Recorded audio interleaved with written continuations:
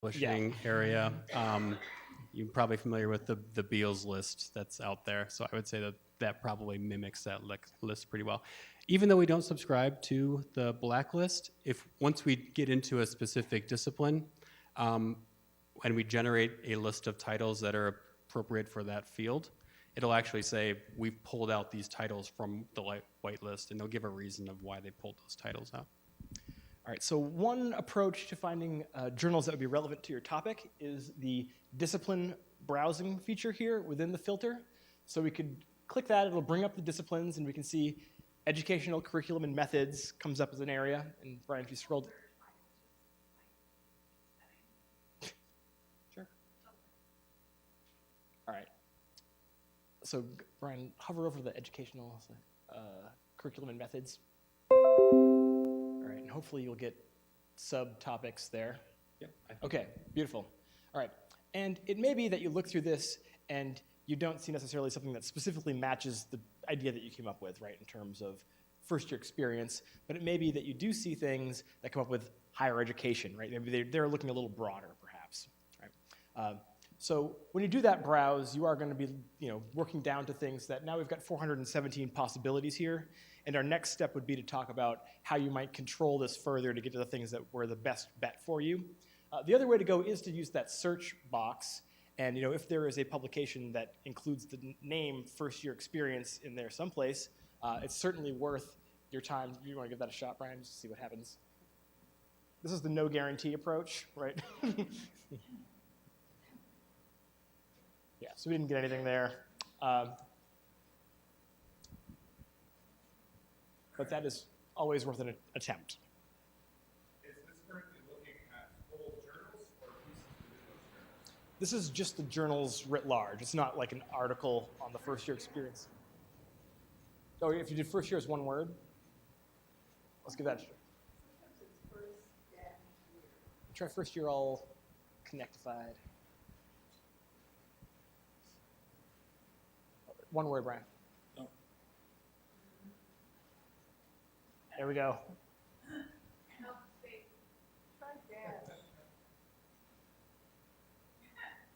It's just that easy.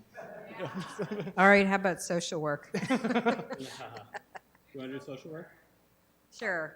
You gotta. So my area is school social education work. Curriculum limiter. You'll find one. Okay. All right. So it is possible to browse or to search if there are materials that match your search, right? And this should be largely title-based matches. You're going to get those results. All right. We want to work off this. Yes. So let's pick one of these. So part of what's happening when you get the results returned, right? You've got 286 results here. They're sorted by title initially, and usually that arrow is pointing.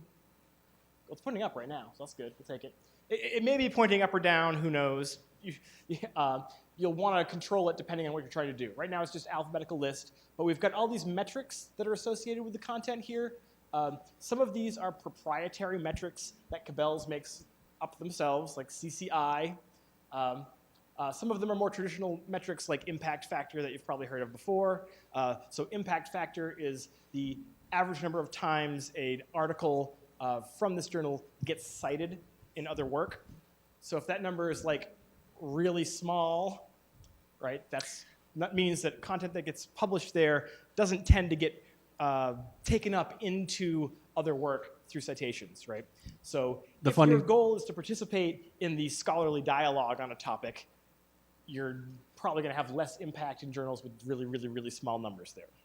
The funny thing is that it always, when you sort by any one of those metrics or categories, it always puts the lowest up at the top. So then you've got to resort. So I don't know what they're trying to say about us as scholars. If they're thinking that we want to go for like these lower impacts. Or something? I don't know. No, I'm going for behavioral and brain something sciences. Where 15 is the number. That's obviously something where there's a lot more significance going on. So some of these other metrics, like the CCI number, they try to... Do you want to open one up? You can open that. Please do. All right, so there are clickable elements here across the top, right, where we can look at these different metrics in more detail. So these classification numbers, this is Cabell's looking at a variety of aspects of impact factor. It's not just the straight impact factor number, but they normalize it across discipline, and they will give you sort of discipline-specific information here. So this journal takes articles both in the psychology and psychiatry subject area and in biological sciences subject area. So they're giving you numbers showing you how it is impacting both of those fields. In this case, higher percentage numbers is better, right? The larger that number is, the greater the impact. Do you want to look at the alt metric on the right there? Sure. So something that's interesting that this also contains, which is a little bit different way of thinking about how your scholarship might be entering the public mind, is this alt metric. And this, you can see, talks about how often articles are tweeted or appear in news stories or cited in Wikipedia, right? So that's something where you're talking about things that aren't just being brought back into the scholarly discussion, but have more of a public-facing impact, right? So that's a different kind of significance. And you may be making a choice here where it's like, oh, I really like the fact that this gets more attention in the outside world, or oh, maybe I really like the fact that this has a really high impact within my discipline, right? I'll just break in for a second. All the metrics that we're talking about, if we go back to the research guide at the beginning, that screen does sort of pull those out and point out what those metrics mean. And on the interface, if you notice up in the upper left-hand corner, you'll see what is an alt metric report. Those can be helpful to some extent. Yeah, not always 100% though. Not always 100% helpful, but at least it gives you an idea of what this metric is pulling. From this, it's pretty self-explanatory in looking at the sort of the popularity of articles from this particular publication.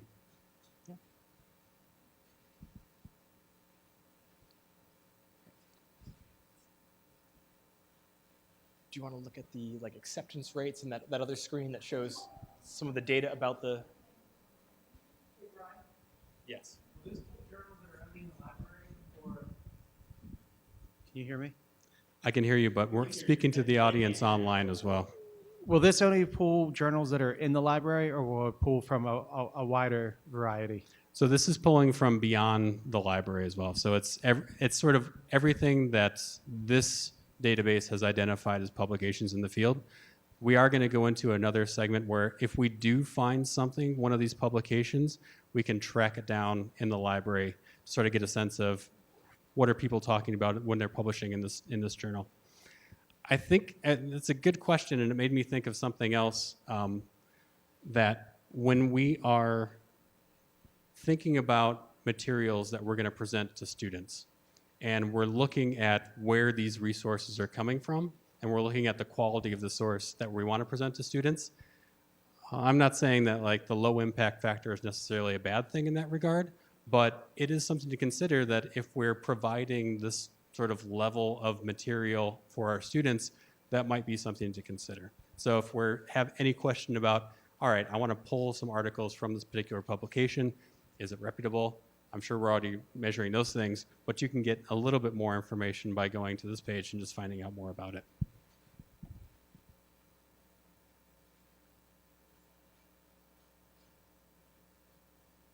We're encountering pretty much every technical difficulty. I'm waiting for the microphone to cut out at any second or electrocute me.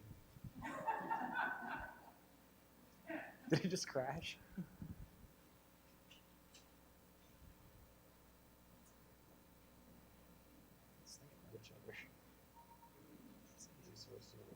So what I was going to suggest is that we go. It's the browser. You know what? We've got it up on the other one.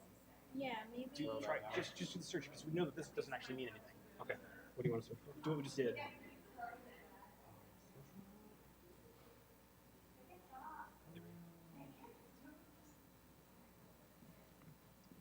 Oh no, crashing and burning. All right.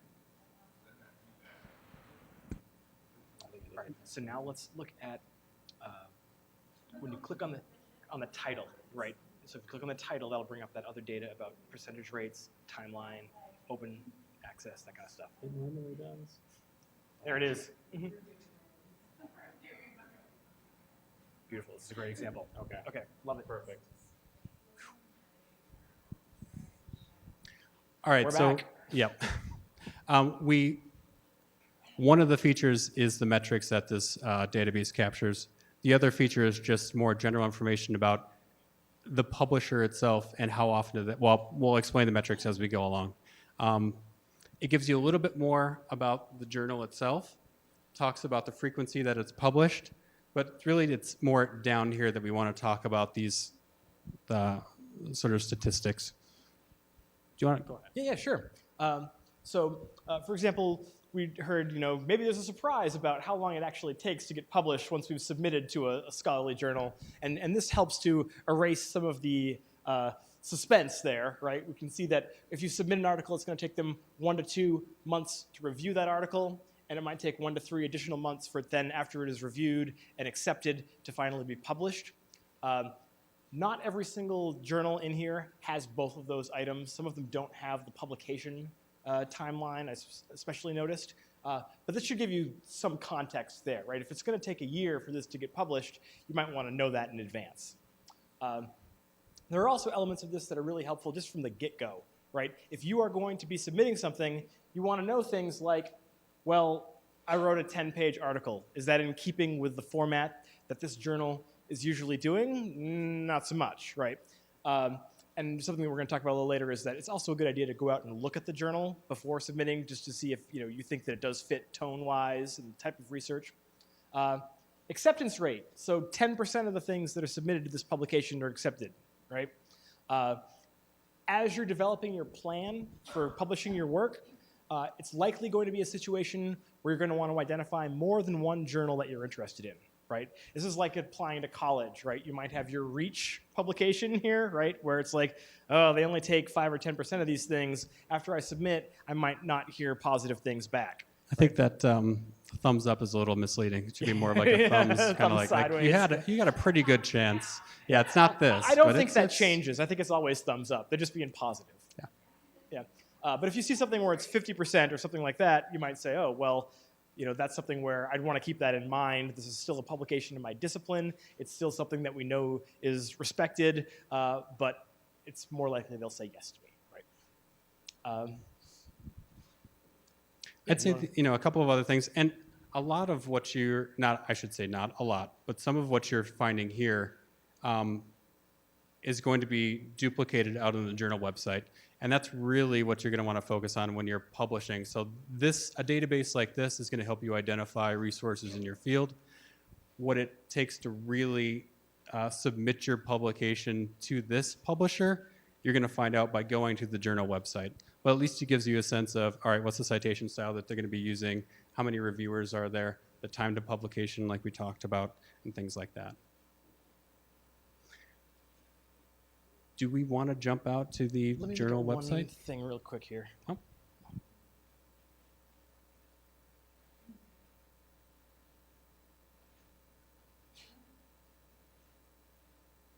No, that doesn't give you additional. Okay, yes, let's do that. Okay.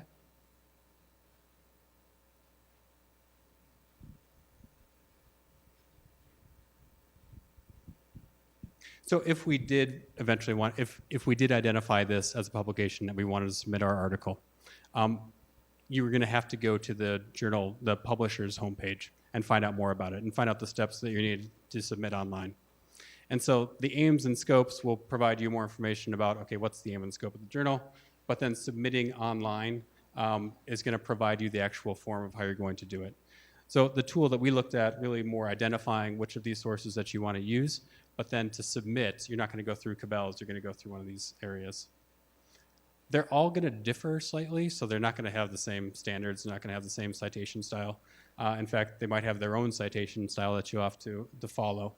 But it just gives you a great sort of portal to jumping out and finding those other ways to find places to publish.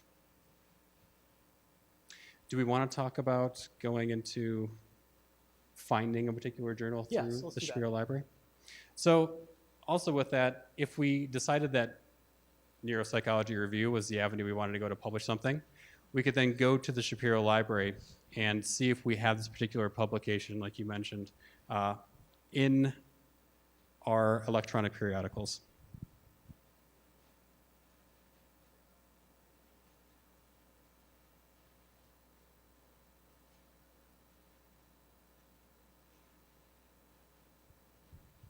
We're going to use the periodical finder.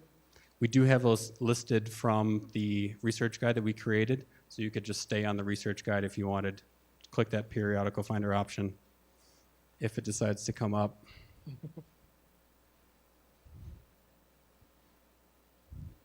And what this is doing is it's searching our databases to determine if we have this particular publication as our electronic. If we have it in print, it's going to tell us that as well. In this case, we own it in 3 different databases, 3 different collections, I should say. So this just means to the present, to the present, to the present, with a delay of 1 year. But at least if we go into this particular journal, you can then, thank you, either do a search within the publication, or you can go down and browse by particular years. And it might just be, keeping in mind that it has an embargo of 1 year, we could go into 2017 and start looking at the particular articles within that publication.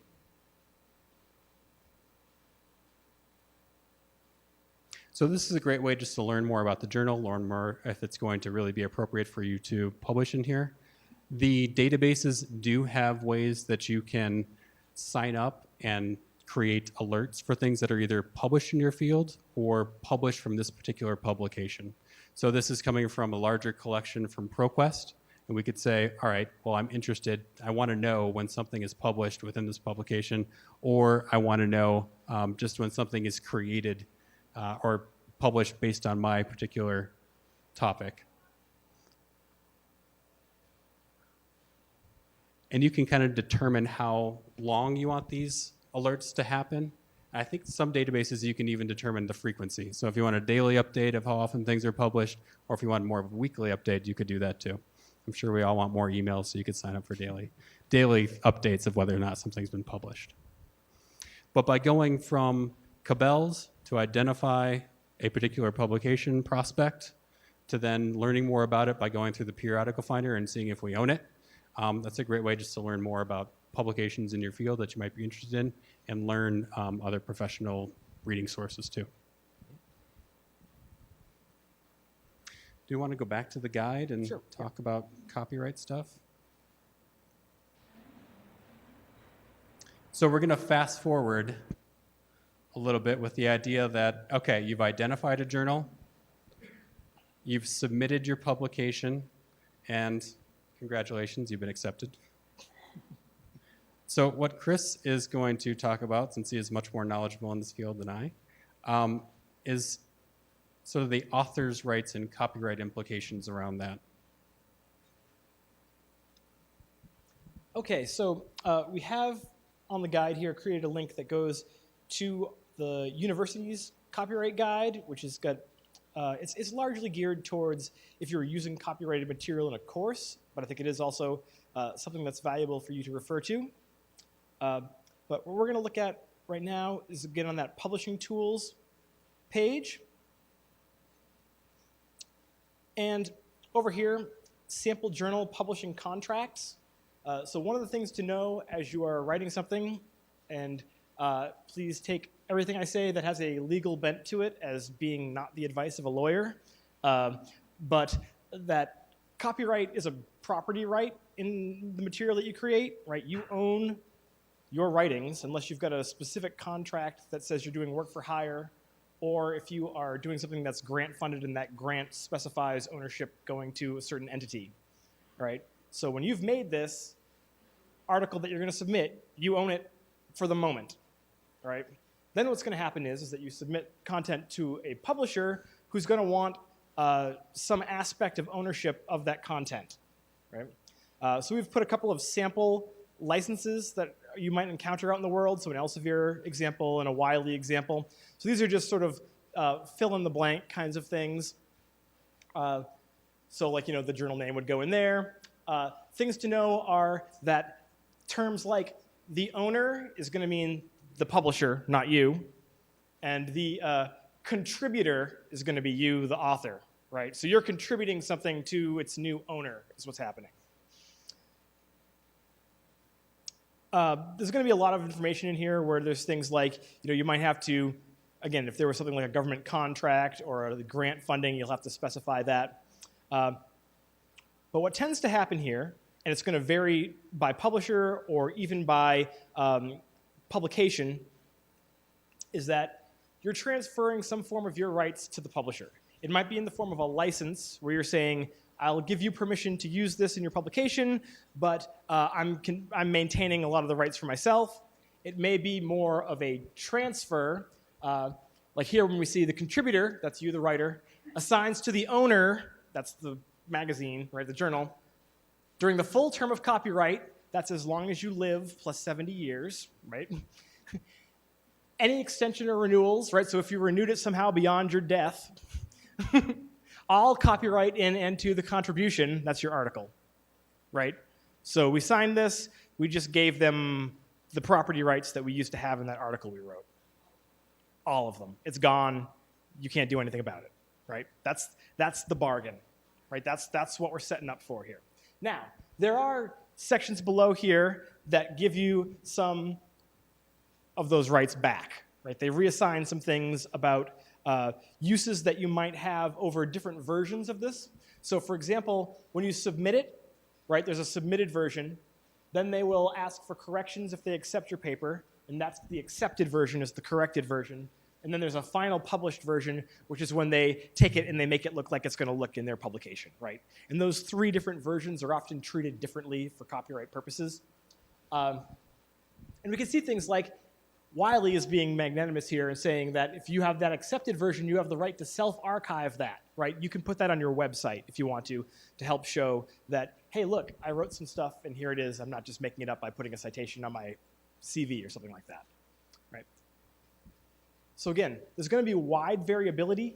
As you're doing this, it's important that you do, in fact, spend some time reading this and understanding it, right? Like this whole, like, who's the owner, who's the contributor, what does all that mean? Parsing through these is going to be important.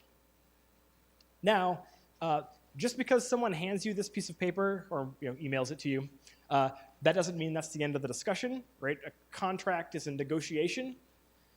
There are tools out in the world, like Spark is an open source sort of advocacy group, and they have, so this is also linked again from the guide, things like an author addendum that they've cooked up, right? So this is a document that, again, Wiley doesn't have to accept this, but it's a kind of baseline thing here that you could use to retain certain rights or try to retain certain rights if you don't see those in the agreement that you've been given, right?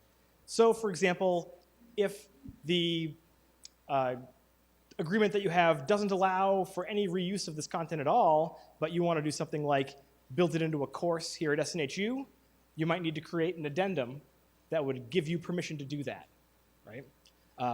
So you don't want to just go into this stuff blind. You want to really read through the content.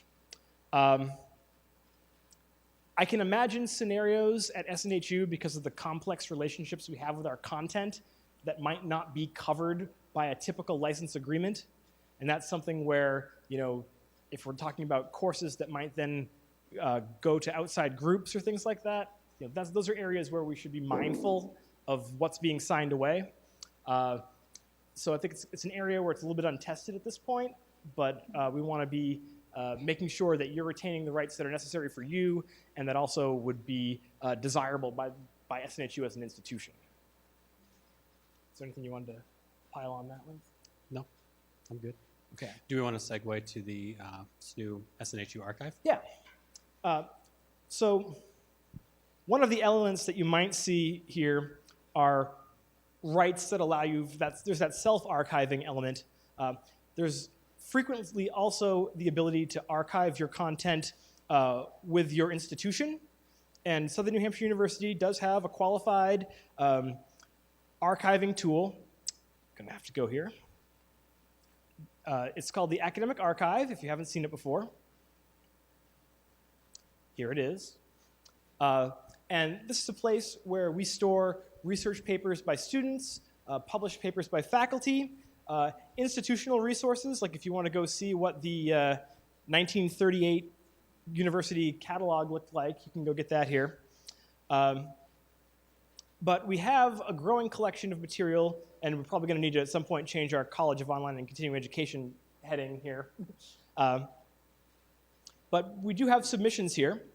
Our primary area right now where we've been getting submissions from Global has been the Masters in History. So we can see all the students that complete a project. Their content is all archived here.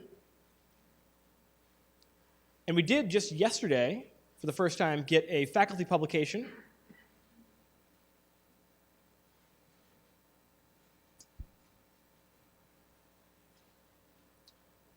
So this was a online symposium that was hosted here by SNHU. And because the authors retained the rights to their content, we're now able to share that broadly. As Brian was talking about earlier, one of the really good things about this is that this is a shared resource that anyone can access anywhere in the world. This is open material that is Google searchable. So if you searched for these titles in Google, they would come up and you would get a link directly to it. Anyone, anywhere can access these PDF files. So this is a case where, as you're creating courses and you're thinking of, well, I want to use open resources, this is the kind of way that you could create content that we're then contributing to that pool of open material that's available out on the web. So again, this is going to be dependent upon, your ability to contribute here is going to depend upon the license agreement that you wind up signing, and that's where making sure that that right is maintained for us.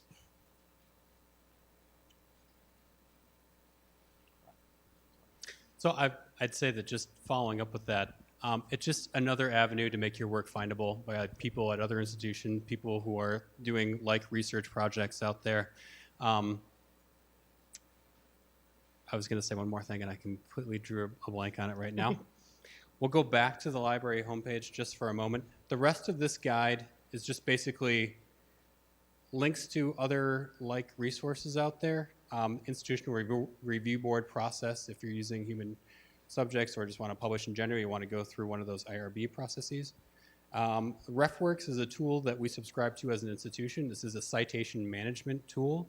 So if you're juggling 40, 50, 60, 100 different publications that you're using to inform your own publication, this is a great way to synthesize that information, and you can use that actually with the Cite While You Write feature in Microsoft Word to go and write to help you write your paper, to take some of the onus out of the citation style. So is all this information available to everyone, or do you have to be a SNOOP employee or student to access this? So the guide at the itself library? is public. Yeah, the guide itself is publicly available. Cabell's, RefWorks, some of our other databases, those are subscription and available only to SNHU affiliates, but that's students, faculty, and staff. Some of the other things like Scopus and Simago are free and open tools that are available, but these are subscription things that we do. Okay, thank you. I think that wraps up everything. You want to do the little closing bit about the folks we have available? So, got to go back through my. So we just want to emphasize that we do have that whole building of people that are working for you. This isn't even everybody. I had to cut a couple of people off, but they're not going to watch this, so they'll be okay. Wow. But just to let you know that this is the team that's available for you, that's working to make these things available online and in the building. And we do want to point out that we do have our Milliard crew here, so thank you guys for attending. But really, it shows, I think, that we are dedicated to how we want students and faculty to interact with resources, whether they're on campus or online or wherever they are. So thank you guys, and this is your team. But thank you very much, and I think we have a little bit of time for questions.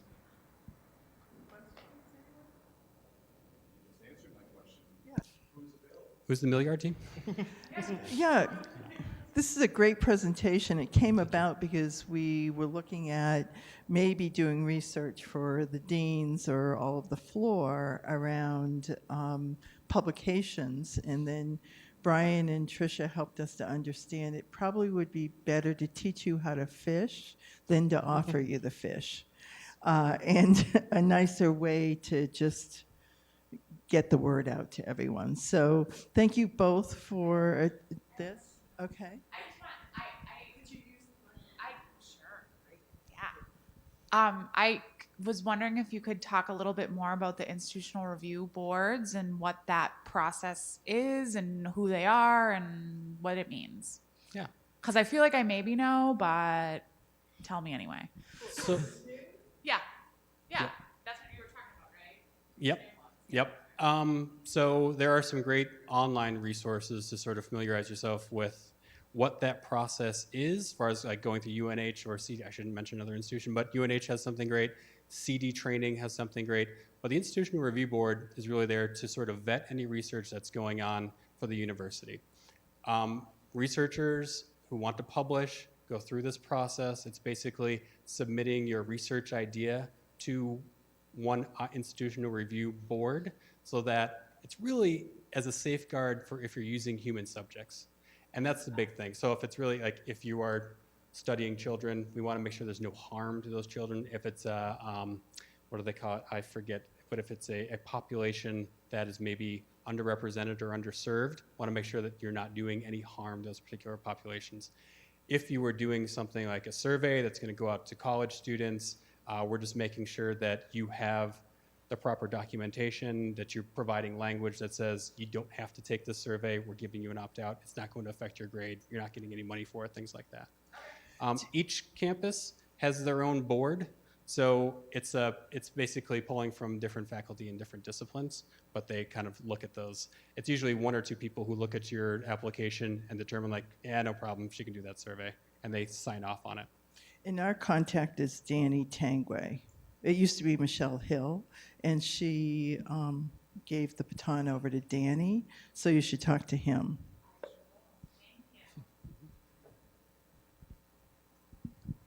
You have your first faculty paper that came in, you mentioned, and showed. What is the process for getting your paper in the library archive? That's a good question. I'm going to navigate to the archive for you. Yes. So we have a license agreement that you would need to fill out. And our agreement is a non-exclusive license, which means that we do not prohibit you from doing anything else with your work when you submit it. But it does allow us to archive and share that content. Is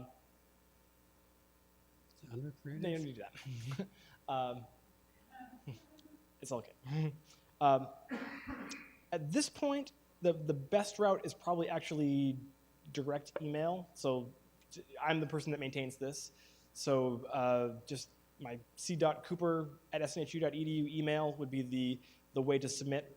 At the time, there's not like an automated submission area within this. Working with the global side of things is a little bit new. In the past, when we've had on-campus people, it's really been, interpersonal stuff where I've gone and said, do you have anything to submit? And they'll send me things. So we probably need to work out a better process to automate that for this audience. But yes, I think direct email would be the way right now. Actually, I have this paper that I wrote. I would like for it to be, or to live in the library archive. Yep. Can we sign this agreement? And That's correct. bing, bang, boom, Yeah, you're and done? so if it's been published somewhere, we would need to verify that your current publishing contract doesn't exclude that as an option, right? Oh, And this goes for things like published papers. It could be conference presentations. It's fairly open. It's anything academic that you've generated that you want shared.